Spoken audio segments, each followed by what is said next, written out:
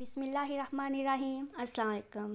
میری آج کی یہ ویڈیو ان لوگوں کے لیے ہے جن کو تیزابیت کا مسئلہ بہت رہتا ہے، یا وہ لوگ جو کھانا کھاتے ہیں تو وہ کہتے ہیں کھانا یہاں پھنسا ہوا ہے، کھانا کھا کے باری پن رہتا ہے۔ تیزابیت کا مسئلہ یا کھانا کھاتے ہی گیس، بد ہضمی، قبض کی شکایت کیوں ہوتی ہے؟ کیونکہ ہمارا معدہ ڈسٹرب رہتا ہے، اور معدہ ڈسٹرب ہو تو ظاہر سی بات ہے ہمارے منہ سے بھی بدبو آئے گی۔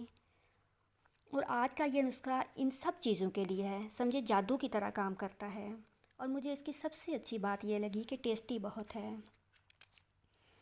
کچھ دن پہلے میں شام کے ٹائم گئی تھی قاسم کی خالہ والوں کے گھر، تو میرے گلے میں ٹانسس کا مسئلہ شروع سے، اس وجہ سے اگر میں کوئی جنک فوڈ وغیرہ کھا لوں یا سوس وغیرہ والا کوئی کھانا کھا لوں تو میرا گلا زخمی ہو جاتا ہے اور معدے میں تیزابیت سی ہو جاتی ہے۔ تو میں آنٹی والوں کے گھر گئی، انہوں نے مجھے بولا کہ چائے پی لو نا۔ میں نے بولا نہیں، میں چائے نہیں پی رہی۔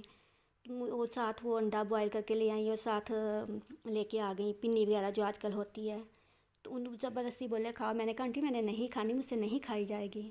وہیں پہ کھڑے کھڑے انہوں نے مجھے یہ والی دی نا، یہ جو پھکی سی انہوں نے بنائی ہوئی تھی، تو کہتے یہ آپ کھاؤ ٹھیک ہو جاؤ گی۔ تو میں نے کھائی اور 1 گھنٹے کے بعد مجھے فرق پڑ گیا۔ مجھے ذرا نہیں پتہ چلا کہ میں نے انڈا کھایا ہے یا میں نے انہوں نے وہ جو گھی والی کوئی چیزیں دی تھی وہ کھائی تھی۔ تو آج میں وہی بنانے لگی تھی، تو میں نے کہا آپ کے ساتھ شیئر کروں۔ بہت ہی آسان ہے۔ اس کے لیے ہمیں 3 چمچ چاہیے اس کے سونف کے، 3 چمچ ہمیں وہ جو کھانے والے ٹیبل ہیں، 3 چمچ ہی ہم لیں گے یہاں پہ وہ ثابت دھنیا، اور 3 چمچ ہی ہم لیں گے زیرے کے۔ ہر گھر میں ہوتا ہے، ہمارے کچن میں پڑے ہوتے ہیں، اس لیے بازار سے لانے کی بھی ضرورت نہیں پڑے گی۔ تو وہ میں بنانے لگی تو میں نے کہا آج میں آپ سے شیئر کرتی ہوں۔ پھر ان سب چیزوں کو ہم نے مکس کر لینا ہے ایک باؤل میں۔ مکس کر کے تو ہم اسے ایک جار میں محفوظ کر لیں گے۔ یہ یہاں پہ ہو گیا میرا مکس۔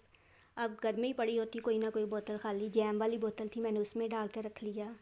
اور اس کو ثابت ہی کھانا ہے، کیونکہ اس کو ثابت اس لیے کھانا ہمارے منہ کی ورزش بھی ہوگی۔ آپ لوگوں نے دیکھا ہوگا لکوا کے مریض ہوتے ہیں یا کوئی ایسے فالج وغیرہ والے ہوتے ہیں تو ڈاکٹر ان کو دیتے ہیں کہ ببل جو ہوتی ہے وہ چباؤ یا غبارے پھلاؤ تاکہ ہمارے منہ کی ورزش ہو۔